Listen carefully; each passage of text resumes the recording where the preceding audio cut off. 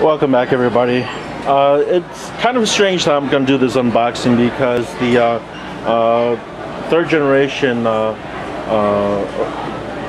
i7s have come out. The Ivy League processors have been just released a couple of months ago, and we're effectively coming to the end of the life of the 1155 second generation sockets, the Sandy Bridge sockets. That's Intel for you. They just keep on making new motherboards and new socket sets, but that doesn't necessarily mean that the older generation's just out the door. Biggest advantage for the Ivy Bridge is that less power consumption, cooler operating temperatures, potentially more memory on the motherboards and such, and PCI Express 3.0 right array. But we have this on sale, so it's actually going into a computer that's going to be upgraded, the motherboard. So this is the Asus's P8Z68 Deluxe Generation 3 board. Features USB 3.0, dual gigabit LAN. It's got DigiVRMs. It does have Crossfire and SLI capability. Supports all the 1155 sockets. So it's a pretty fancy little box. They have a really nice flap here telling you exactly what they have and what they offer on this motherboard. So you also have a clear see-through panel, so which is nice when you're looking at this in the store. But it's a rather pricey motherboard, retailing for $290 depending on where you get it, and it's not as flashy as the crosshairs or motherboards like that. So I'm just opening it up right now, and look what they give you here. We have, how about that? We have a it looks like this is going to be a front panel USB 3 connector, so which is nice. Some cases, especially older cases, don't have them, and this is a really nice add-on. It is metal, so it is pretty nice. Short though, the cable is short. That's one default have. Let's see what else they have. They have the Crossfire bridge here. They have their back panel here. You have your front panel Easy Connect, and you have 2, 4, 6 sets of SATA cables here.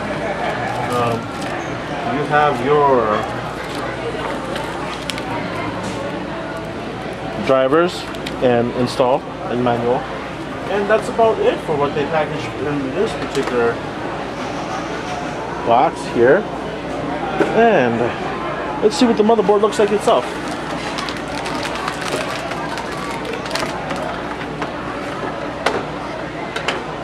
That's not too heavy of a board, and it's not very fancy looking. I mean, it's got a lot of anodized aluminum on the heat sinks and such, but it's not incredibly fancy looking.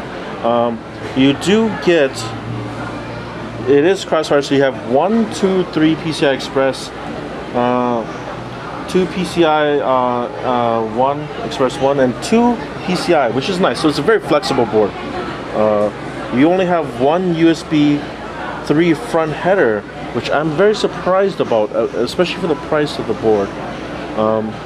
Let's see, you have, I believe this is going to have 4. I believe it does have 2 sets of SATA 6. Yes, 1, 2, 1, 2 front here. These front sets are SATA 6. Sorry, probably didn't see it. SATA 6 connectors here. Massive heatsink on the south bridge here. But let's take a look at the back. The back panel, we have 1, 2, 3, 4, 5, 6, 7, 8, 9, 10 effective USB. Counting USB 4, 3.0 as USB 2. Dual LAN. You have your audio, high definition audio, combo PS2 port, and you have your 2 eSATAs. So, and I believe this might be actually the clear CMOS, so I have to take a look at that again. It's kind of goofy that it looks like that. The board itself has manual power and reset on the board, which is nice for for just building the case outside. You have your debug LED here, which is nice for figuring out what's going on if it's not posting correctly. 1, 2, yeah, 1, 2. Looks like just 2 USB front outs, and you have a FireWire out. So it's kind of a strange board. For the price, I would like to see more USB and another USB 3.0 header on, you know, down there somewhere. Honestly, if you are actually picking this up for retail, I'm not exactly sure, unless you're an Asus fan, I'm not exactly sure if I particularly myself would go with this board, but it is ordered for a customer. Maximum of 32 gigs of DDR3 up to, I believe, 2200 megahertz, I believe. So any question or comments, please place them at the bottom of the video, and thanks for watching.